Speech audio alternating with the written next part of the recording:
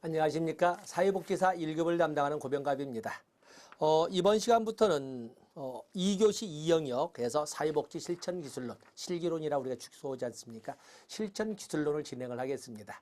사회복지 실천기술론에 대한 많은 또 영역은 실천론에서 이미 또 우리가 살펴봐서 이 실천기술론은 보통 우리 공무원 교재를 편제를 할 적에는 실천론과 실천기술론을 하나로 묶어서 이렇게 편제를 하고 지역사회복지론을 분리시켜서 두 영역으로 이렇게 다 간소화시킵니다만 여기에서는 과목 자체가 독립된 한 과목 한 과목에서 실천론, 실천기술론 그리고 지역사회복지론 이렇게 나누어서 편제를 하고 있는 것입니다. 그러나 어쨌든 실천론과 실천기술론은 많은 교집합 부분이 있어서 어느 곳이 꼭 이쪽 영역이다 이렇게 분리하기는 좀 그렇습니다. 자, 먼저 136쪽을 보시면 사회복지 실천기술에서 정신역동이론 이렇게 되어 있는데 사회복지 실천이라고 하는 것은 사회복지 실천은 우리가 실천론에서도 공부한 것처럼 20세기 초에는 사회복지 실천에 대한 전문적 관점이 없었습니다. 여러분 알다시피 1915년에 프렉스너가 사회복지는 전문직인가? 라고 하는 하소를 끄집어내고 아니다. 사회과학적 지식이 있는가? 아니면 독자적인 기술체계가 있는가? 아니면 전문직 강령이 있는가? 아니면 전문직으로서 자격증이나 교육기관이 있는가? 등등의 이유를 내세워서 사회복지는 전문직이 아니다. 그러고 나니까 사회복지가 그때서 뒤집어지면서 1917년 리치몬드 여사를 중심으로 하는 사회복지 실천의 개념 정립이 되기 시작을 합니다. 그런 시기를 전후해서 1920년을 전후해서 바로 사회복지 실천계에 프로이드의 정신역동 이론이 이론 기초로 들어오면서 실천 모델이 만들어지기 시작하는 거죠. 그래서 1920년대에 진단주의가, 1930년대에 기능주의가, 그러면서 진단주의의 기능주의의 영향으로 환경 영향력을 가미시킨 심리 사회 모델이 1950년대에는 펄먼의 문제 해결 모델 이런 식으로 실천 모델이 그렇게 발전해 가는 것입니다. 그렇기 때문에 우리가 인행사에서 배웠던 이론 기초에 다양한 이론이 있지만 그중에 특히 사회복지 실천 영역의 이론 기초 역할을 하는 것은 1920년대를 전후해서 진입이 된 정신역동 이론이 되겠습니다. 그래서 여기 우리는 첫 번째 시간은 인간행동과 사회환경에서 다뤄봤던 그중에 정신역동이론의 프로이드 계열, 프로이드의 정신역동이론과 심리성적 발달이론, 에릭슨의 심리사회이론, 자아이론이죠. 또 아들러의 개인심리, 그리고 융의 분석심리에 대해서 살펴보도록 하겠습니다. 자, 복습하는 개념으로 해서 우리가 인행사를 한번 다루도록 하겠습니다. 자, 여러분 알다시피 프로이드의 이론은 프로이드 이론, 판서까지는 하지 않겠습니다. 프로이드는 인간의 관점을 인간이라고 하는 것은 인간의 모든 행동은 당사자도 인식하지 못하지만 정신세계의 표출인 것이다. 정신결정론, 심리결정론. 그런데 인간의 정신구조라고 하는 것은 주로 무의식세계로 이루어져 있기 때문에 무의식결정론이라고 할 수도 있다. 그런데 인간의 무의식세계라고 하는 것은 과거에 무수히 많은 경험이 집적되어서 만들어진 것이기 때문에 과거결정론이라고 해도 틀린 바가 아니다. 그렇기 때문에 결국에 인간의 행동이라고 하는 것은 당사자도 인식하지 못하는 사이에 과거에 있었던 어떤 경험들이 누적되고 그것이 뿜어져 나와서 행동으로 나타나는 것이다. 그래서 수동적 인간관의 입장에 있는 것입니다. 그래서 정신결정론, 무의식결정론, 그리고 과거결정론, 수동적 인간관을 전제로 합니다. 그러면서 프로이드는 인간의 본능의 영역, 과거의 영역, 무의식 영역에 차지하고 있는 인간의 본능의 영역은 삶의 본능의 영역과 죽음의 본능의 영역이 같이 집적, 누적되어 있는데 삶의 본능이라고 하는 것은 에로스라 하고 그 중에 핵심적 영역을 리비도라고 한다.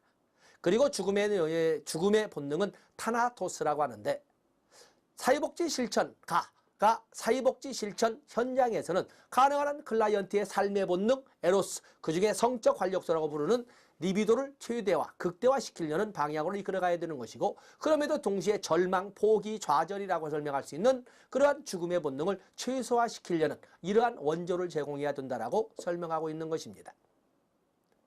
또한 프로이드는 인간의 정신구조 또는 인격구조를 의식, 전의식, 무의식으로 나누어 설명을 하고 있는데 의식이라고 하는 것은 밖으로 드러나 보이는 정신의 세계, 우리가 의식하고 있다. 오감을 통해서 내 목소리가 들리고 있고 내 모습이 보이고 있고 또 그러면 나의 강의의 느낌이 들고 있고 소위 오감을 통해서 밖으로 끄집어낼 수 있는 이런 정신구조는 의식이라고 해서 많은 사람들은 의식을 정신세계의 메인 영역이라고 설명을 하지만 그러나 프로이드는 그것은 인간의 정신구조의 빙산의 일각에 불과하다라고 설명하고 있는 것입니다.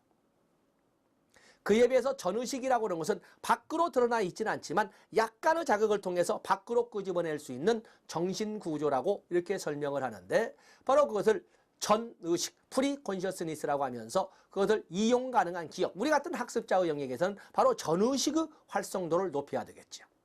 그에 의해서 무의식은 과거의 경험이 집적된 본능과 충동의 세계로서 그 세계는 정신세계 메인이기 때문에 그냥 정신세계는 무의식세계 할 정도로 이렇게 인식이 되어 있습니다.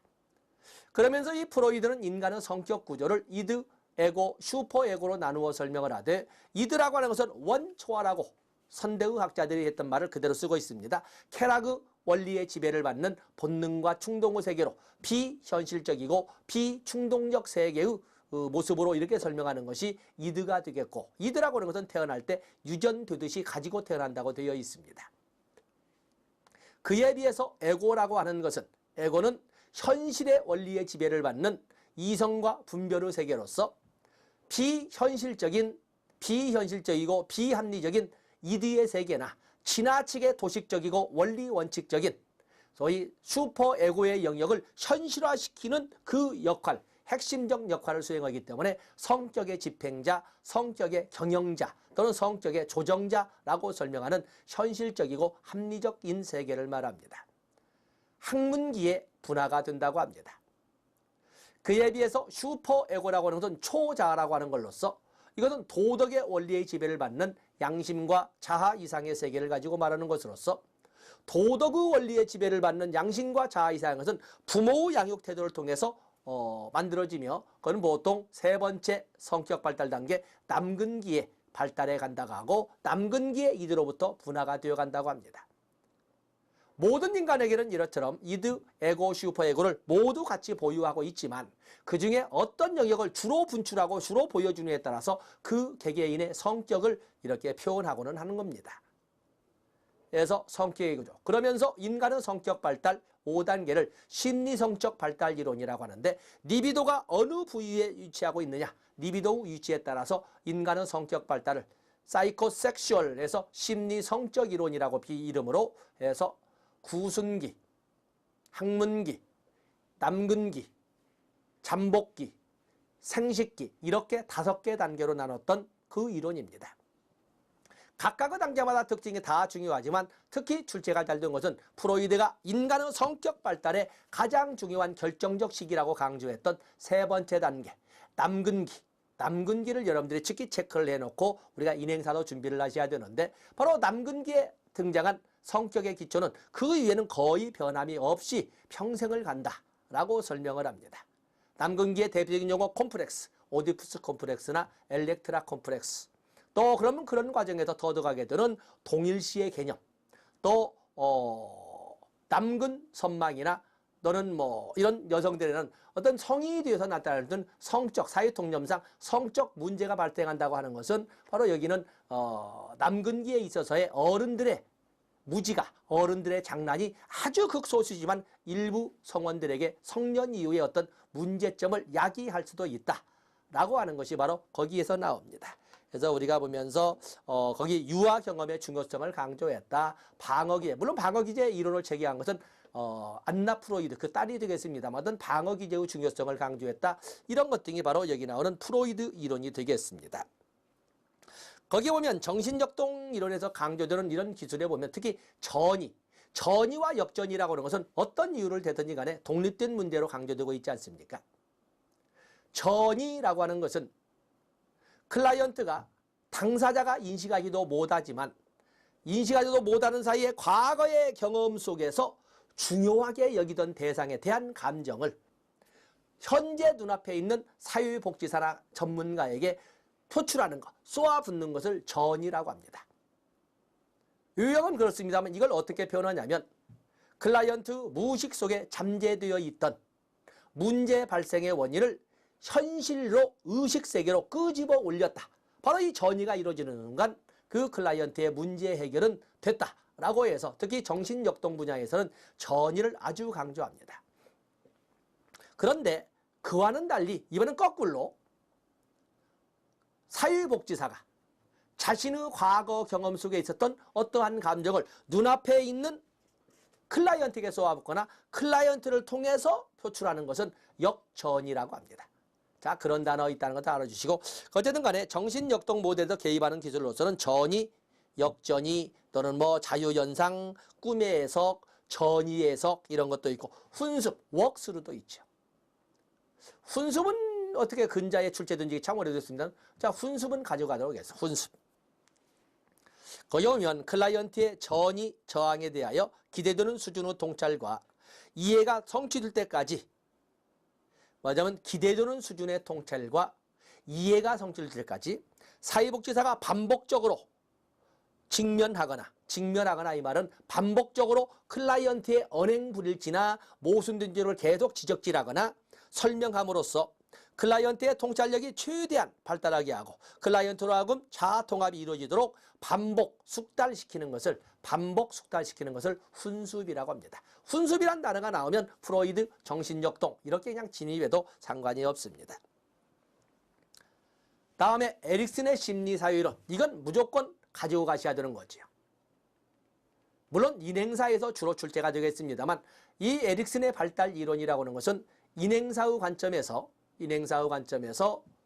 단순히 이론 기초에서만 출제가 되는 것이 아니라 발달 이론에서 에릭슨의 발달 단계는 어떤 단계를 가지고 출제를 해도 다 언급이 되는 거죠. 영아기를 가지고 출제를 해도, 걸음마기를 가지고 출제를 해도, 또는 학령, 전기를 가지고 출제를 해도, 아동기를 가지고 출제를 해도, 아니면 노년기를 가지고 출제해도 에릭슨의 일생에 걸친 발단계, 신자, 죽은 자, 신생자의 단계는 언제나 출제가 되지 않습니까? 그래서 에릭슨의 심리사회이론, 에릭슨은 프로이드와는 달리 환경 변이를 강조했다. 환경 변이는 언급하지 않고 가정 내 부모와 자녀와의 관계만을 가지고 성격 발달을 언급했던 프로이드와는 달리 에릭슨의 이론은 환경 변이를 강조했다는 점에서, 사회문화적 요인을 강조했다는 점에서 개방체계 이론으로 분류할 수가 있고, 그에 의해서 프로이드의 이론은 폐쇄체계 이론이라고 할 수 있다. 프로이드와는 달리 프로이드는 단순히 성격 발달을 5단계로 청소년기까지만 언급을 했지만 에릭슨은 일생에 걸친 8단계로 설명을 했다. 신자, 죽은 자, 신생자. 프로이드와는 달리 프로이드는 그냥 각각의 단계마다의 특징을 가지고 이렇게 단순 나열식의 5단계를 설명을 했지만 에릭슨은 일생에 걸친 8단계를 전 단계를 기초로 해서 다음 단계의 발달이 이루어진다는 점성의 원리로, 누적성의 원리로 표현을 했다. 그리고 단순히 시기적, 단편적 발달의 특성을 가지고 설명한 프로이드와는 달리 에릭슨은 성격의 발달 8단계를 긍정적 측면의 발달과 부정적 측면의 발달을 대비시키면서 이론을 전개했다. 양극이론. 에릭슨은 프로이드와는 달리 이드, 에고나 과거를 강조하기보다는 에고, 자아와 현재를 강조한다는 특징, 사회문화적 요인이라는 환경은 바로 현재의 우리 주변을 말하고 있거든요. 그래서 일명 심리, 성적 이론에는 프로이드와는 달리 에릭슨은 심리, 사회이론, 또 역동 이론이 않고 자아 이론 이렇게 설명을 합니다. 또 프로이드는 일생에 걸쳐서 그중에 유치원 단계 정도 되는 너댓 살, 대여섯 살 정도인 남근기를 성격 발달의 결정적 시기라고 해서 가장 중요한 시기로 본 데 비해서 발달 주기로 본다면 학령 전기가 되겠지요. 그에 비해서 에릭슨은 신자, 죽은 자, 신생자 중에 가장 중요한 시기를 청소년기로 언급을 하면서 자아정체감대 역할업무 단계는 청소년기로 언급을 하면서 그러면서 결정적 시기는 꼭 어느 한 시기만 있는 것이 아니라 일생에 걸친 모든 발달 단계에는 다 결정적 시기가 존재를 한다라고 하는 결정적 시기에 대한 미시적 접근을 합니다. 프로이드는 일생에 걸쳐서 남근기라고 하는 거시적으로 설명한 데 비해서 에릭슨은 미시적으로 접근을 했다. 프로이드는 성격 발달을 리비도 위치 변화, 리비도가 어디에 위치하고 있느냐? 입술이냐? 아니면 항문이냐? 아니면 남근이냐? 이렇게 해서 리비도 위치 변화를 가지고 성격 발달을 설명한 데 비해서 에릭슨은 심리사회적 위기의 극복 과정을 통해서 심리사회적 위기의 극복 과정을 통해서 성격 발달을 설명했다라는 특징을 가지고 있습니다. 그 외에도 많은 것을 비교해 보겠지만 여러분들은 이런 특징 당연히 가지고 가셔야 되겠고, 그러면서 신자, 죽은 자, 친생자, 신자, 죽은 자, 친생자, 긍정적 측면의 발달의 머리말만 가지고 이렇게 설명을 했습니다만, 신자, 죽은 자, 친생자 그 각각의 단계가 발달 단계로 보면 어떻게 연결되는가? 신뢰감대 불신감부터 시작해서 자하 동정대 절망감의 단계까지를 영아기, 다음에 유아기, 유아기라고 할 때는 유아기가 젖먹이 유자도 있는데 어떤 영아기, 또 유아기에서 걸음마기, 다음에 또 유아기가 되겠죠. 인펀트니까 보통 학령전기, 유치원 단계, 그리고 근면성대 열등감의 단계는 초등학교 단계, 학령기, 아동기죠. 그리고 자아정체감대 역할업무는 청소년기, 그리고 친생자, 친밀감대 고립감, 생산성대 정체감, 상생성대 침체감, 그리고 자하 동정대 절망감 세 단계는 성인기로서 성인 초기인 청년기, 성인 중기인 중년기, 성인 후기인 노년기로 이렇게 나누어서 각각의 단계마다 어떠한 덕목을 함양해 가는가라는 것까지도 우리가 같이 정리를 했고, 각각의 단계가 프로이드의 발달 단계로는 어떻게 연결되는가, 똑같이 신자, 죽은 자 5개 단계는 구순기, 항문기, 남근기, 잠복기, 생식기로 그대로 연결시키면 된다. 그대로 특성을 연결시키면 된다. 바로 이러한 단계를 피아제의 인지발달 단계로 설명한다면 어떻게 연결시켜야 되는가? 신뢰감대 불신감의 단계, 즉 구순기는 감각 동작기, 언어 발생 이전기, 그리고 자율성대 수치감, 주도성대 죄책감, 이 두 단계, 어린이집 유치원 단계는 맞으면 프로이드로 본다면 항문기와 남근기는 합쳐서 피아제는 전조작기라고 했다. 근면성대 열등감의 단계, 프로이드의 잠복기의 단계는 피아제의 입장에서는, 피아제의 인지발달에서는 구체적 조작기로, 그리고 자아정체감대 역할원비라는 청소년기는 프로이드는 생식기로 표현하면서 피아제의 인지발달 단계에서는 형식적 조작기로 이렇게 표현하고 있다는 걸 가지고 여러분들은 같이 정리하시면 됩니다. 그래서 그 특징을 어느 한쪽만 가지고 가서는 안 되고, 에릭슨의 발달 단계를 얼마나 여러분 것으로 만들었냐. 어떤 에릭슨의 것을 기본으로 해서 프로이드의 이론도 그리고 피아제의 인지발달 이론도 같이 정리를 해 주셔야 되겠습니다. 그래서 그에 대한 내용을 굳이 판서 없이 여러분들이 인행사에서 얼마나 그것을 인지하고 있느냐를 지금 이야기로 설명을 해봤습니다. 다음에 아들러의 개인심리가 있습니다. 아들러는 인간을 총체적 존재로 이렇게 보인다. 프로이드처럼 부분분, 성격 영역, 의식 영역, 본능 영역 이렇게 나누어 볼 것이 아니다. 인간은 전체로서 봐야 될 대상이다라는 총체적 인간관을 가지고 있으면서, 아들러는 인간의 성격 발달은 다른 사람이 또는 과학적으로 말하는 것처럼 유전과 환경의 상호작용의 결과라는 거 누가 부정하겠느냐. 나도 인정한다. 그러나 그에 못지않게 인간의 성격 발달에 영향을 미치는 걸로서는 저마다 가지고 있는 창조적인 힘이다 라고 해서 창조힘, 창조적인 힘, 창조력을 강조한 것이 아들러가 되겠어요. 아들러의 개인심리에서 가장 중요한 출발점이라고 해서는 열등감입니다. 인간이라면 남녀노소 동서고금을 막론하고 어느 인간이나 다 가지고 있는 것이 열등감이다. 심신상의 열등감을 가지고 있는데, 그 인간들은 열등감을 보상받고자 하는 욕구를 가지고 있고, 그 열등감을 보상받고자 하는 욕구는 우월을 향한 추구 노력으로 나타나게 돼 있다. 바로 이 우월을 향한 추구 노력이라고 하는 것은, 어떤 사람은 자기 중심으로 자기 가꾸는 데 초점을 두는가 하면은, 어떤 사람은 그야말로 이타적 정신으로 사유나 공익을 위해서 자기를 양보하는 경우로 나타나기도 한다. 자기의 아름다움을 만들기 위해서 자기 중심으로 운동을 한다거나, 자기의 심신 수양을 위해서 자기의 도 닦는 데 초점을 둔다거나, 잘못됐다고 하지는 않지만 아들러가 볼 적에는 그래도 상대 비교한다면 우월을 향한 추구 노력이라고 하는 것은 자기 자신으로 진행을 하기보다는 타인이나 공익을 위해서 노력을 하는 것이 보다 바람직하다라고 이렇게 설명을 했습니다.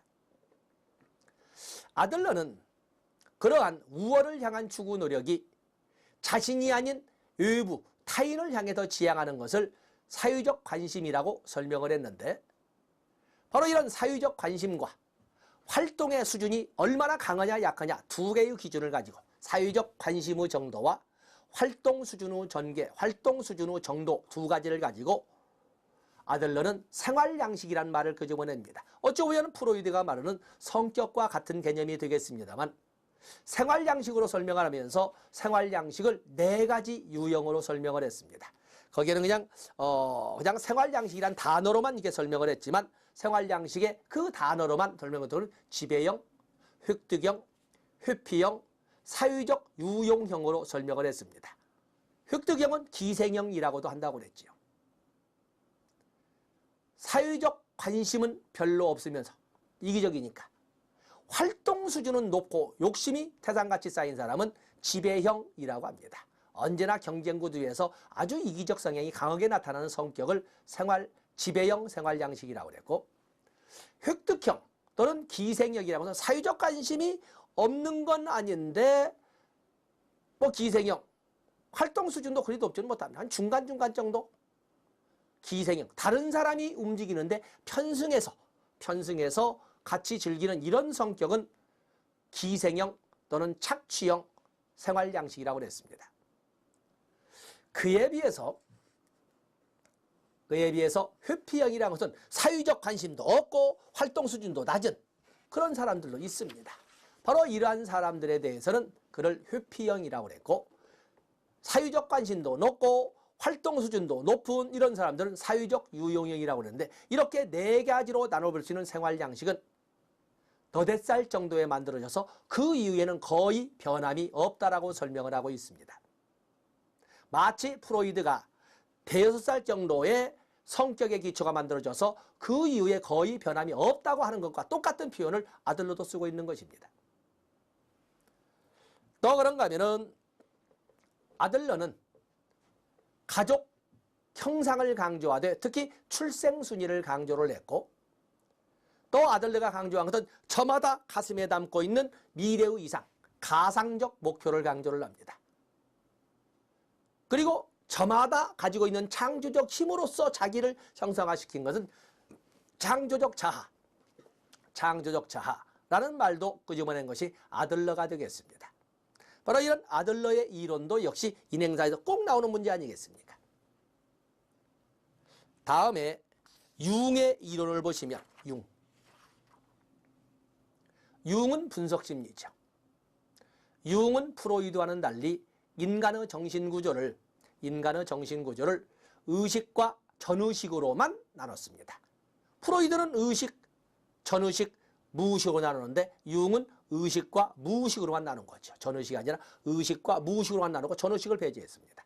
그래놓고 무의식을 개인 무의식 그리고 집단 무의식 둘로 나눠서 설명을 했습니다. 또 융은 리비도를 바라보는 관점도 프로이드처럼 좁게 보지 않았어요. 프로이드처럼 섹슈얼 에너지라는 관점으로 성적에 국한된 좁은 의미의 활력소라고 보지 않고, 인간의 모든 활동에 힘을 실어주는 창조적인 활성 에너지, 아주 넓은 개념의 창조적 활성 에너지라고 이렇게 리비도를 설명을 합니다. 강의를 하고 있는 제 입장으로 보더라도 한참 리비도가 넘칠 적에는 꼭 성적 측면으로만 충만되는 것이 아니라 모든 공부를 할 적에도 운동을 할 적에도 술을 마시 모든 거에 대해서 굉장히 자신이 충만된 것을 스스로 느낍니다. 그런 날로 보면 시험을 준비할 때도 굉장히 걸음걸이도 대단히 힘이 있고 활발하고, 운동을 할 적에도 거절하거나 그러지 않고, 그렇다고 해서 공부하는 것을 소유시하거나 그렇지도 않아요. 모든 것에 막 넘치는 에너지를 가지고 부딪혀 나갑니다. 리비도의 말이 맞는 것 같습니다.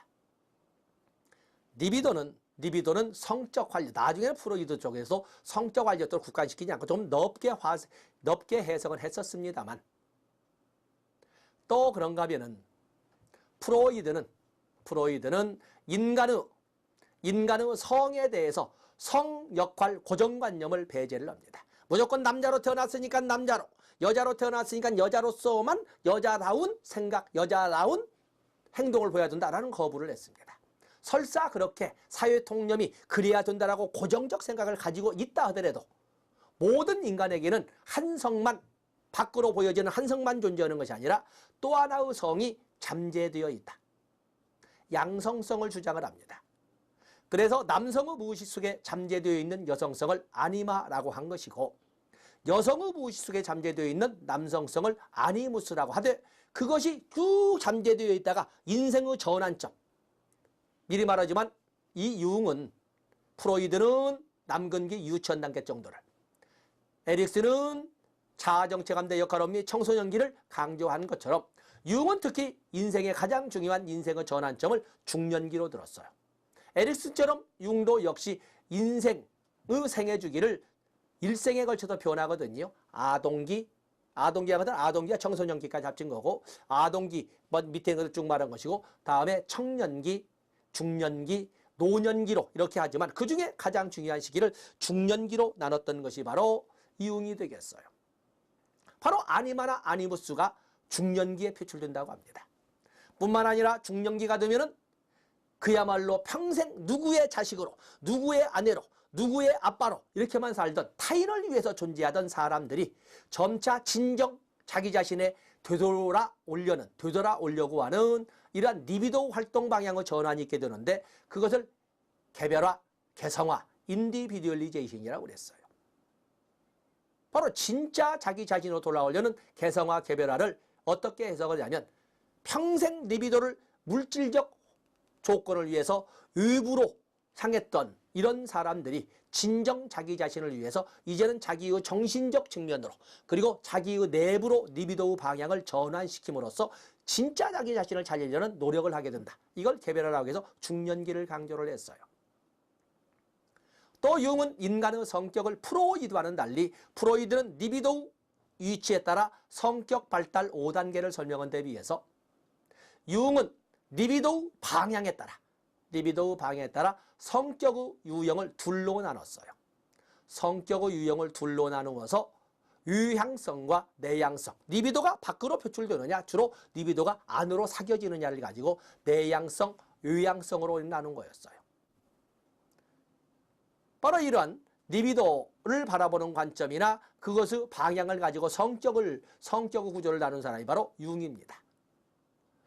융은 집단 무의식 속에, 말하자면 종족이나 인류 공통의 본연의 정신세계의 이런 그 청사진을 집단 무의식이라고 하는데, 집단 무의식에는 많은 정신세계의 청사진으로서 원형이 존재를 하는데, 그 원형에는 자기라고 하는 태초의 선험적인 나도 있고, 현실 속에서 마을관을 만들어갈 수 있는 타인과 또는 다른 것과 구별을 지으려는 자아 에고도 있고, 그런가 하면은 사회생활이나 공식적 관계에서 보여주는 자기, 페르소나도 있고, 또 자기 자신, 자기와는 다른 정반대로 숨겨져 있는 나, 섀도우, 그림자도 있고, 뭐 이런 등등의 용어를 가지고 융의 이론을 전개했었는데, 사회복지 실천에서는 이런 프로이드 방식의 또는 프로이드 계열의 이런 이론들이 많이 적용된다는 거예요.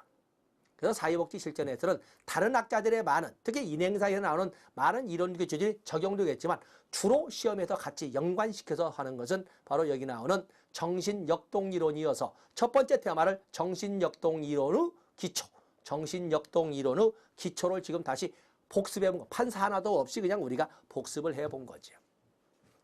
자, 좋습니다. 자, 오래간만에 인행사의 그중에 정신역동이론 부분을 복습을 했습니다. 자, 이제는 실천기술의 발달을 보도록 하겠습니다. 실천기술의 발달. 자, 우리가 실천기술의 발달이라고 설명한다면, 실천기술의 발달, 사회복지 실천에 보시면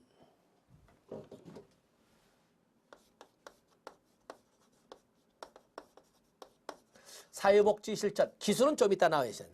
첫 번째, 정립을 보면은 1917년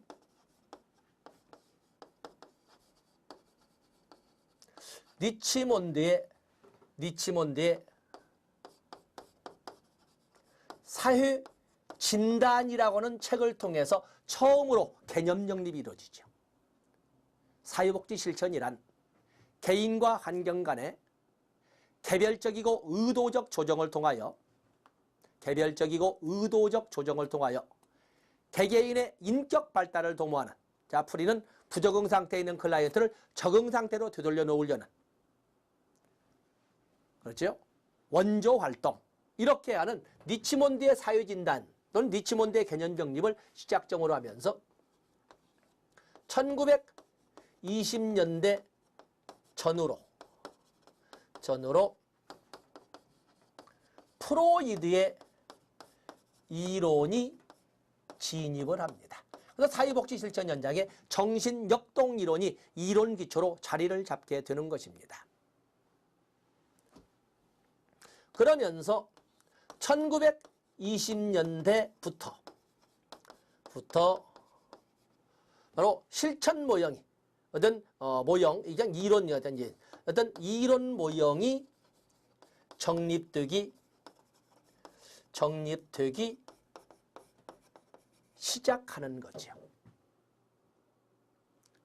그렇게 해서 이 전개를 보면은, 사복실천의 전개를 보면은 1920년대 진단주의, 1930년대 기능주의와 심리 사회 모형, 심리 사회 모델이 이렇게 이론 모델에서 실천 모델로 등장을 합니다. 이론 모델이 정립되기 시작해서 1930년대부터 실천 모델이 등장하지. 1940년대는 2차 세계대전으로 전 세계가 아주 소란스러운 시기여서 정치, 경제, 사회문화 모든 영역에 이런 인재들이, 학자들이나 지도자들이 애국심을 가지고 전쟁에 나가는 때였어요. 좀 쉬고 1957년에 펄먼의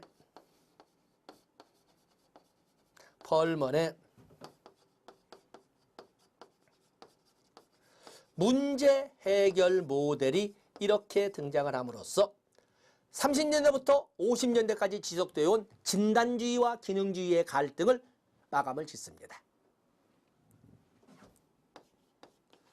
1960년대에 그냥 60년대로 하겠습니다. 행동주의의 학습 이론을 실천에 접목시킨 행동수정 모델이 토마스의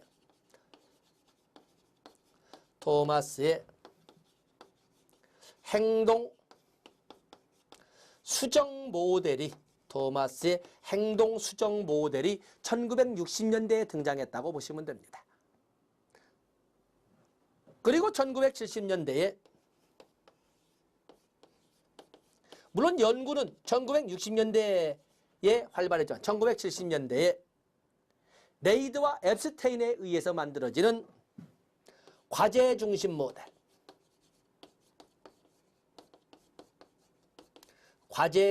모델이나 또는 체계 모델, 핀커스와 미나안의 4체계 모델, 콤튼과 갤레어의 6체계 모델 등으로 설명되는 이런 체계 모델들이 60년대의 이론을 바탕으로 70년대에 자리를 잡기 시작합니다. 다음에 1980년대 이후 80년대를 넘어가면서 여기에는 권한부여 모델,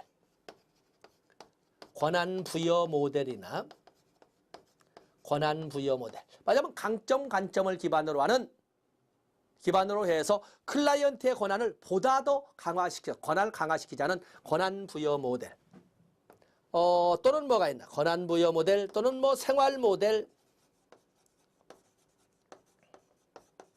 이런 등등이 등장을 합니다. 발달하는 다 우리가 다루어지고 출제되는 문제들이죠. 그 이외에도 인지행동 모델도 있고 또 유기개인 모델도 있고 다양한 모델들이, 유기개인 모델로 1950년대에 이렇게 50년대 60년대에 걸쳐서 등장을 합니다만 이런 모델들이 등장을 합니다. 이 중에 여기 이론 모형이니까 이론 모형으로서 진단주의와 이 시간에는 진단주의와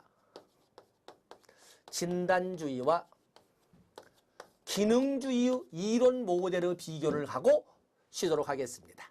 그 이후부터 이제 실천 모델로, 심리사회 모델부터는 실천 모델로 진행을 하겠습니다만, 진단주의라고 하는 것은 1920년대 프로이드의 정신 분석을 이론 기초로 해서 등장을 합니다. 그에 비해서 기능주의라고 하는 것은 1930년대에 랭크의 자발적 의지죠. 의지 심리학을 기초로 해서 등장한 이론 모델을 기능주의라고 합니다. 진단주의는 프로이드의 정신분석을 기초로 한 것처럼 문제의 원인을 과거에서 그리고 초자인 이들을 통해서 찾아내려고 합니다. 과거를 강조하고 이드, 말하자면 원초와 본능이나 충동을 강조한다 이렇게 볼 수 있습니다. 그에 비해서 기능주의는 상대적으로 현재를 강조하는 입장이고, 그리고 에고와 자아와 의지를 강조한다는 특징으로 이렇게, 여기는 그렇게 한다면 본능을 강조한다라고, 본능이나 충동을 강조한다고 비교할 수 있습니다. 진단주의는 사회복지 실천을 워커 중심으로 진행하는 전문가 중심의 모델이 되겠어요. 그래서 전문가가 중심이 되어서 마치 병원에서 의사가 치료해 주듯이, 환자를 치료하듯이 사회복지 실천이란 사회복지사라고 하는 전문가가 주축이 되어서 환자나 다름없는 클라이언트의 문제를 해결해 준다라고 하는 치료를 강조하는 입장이어서, 진단주의에서는 사회복지 실천을, 진단주의에서 바라보는 사회복지 실천은 질병의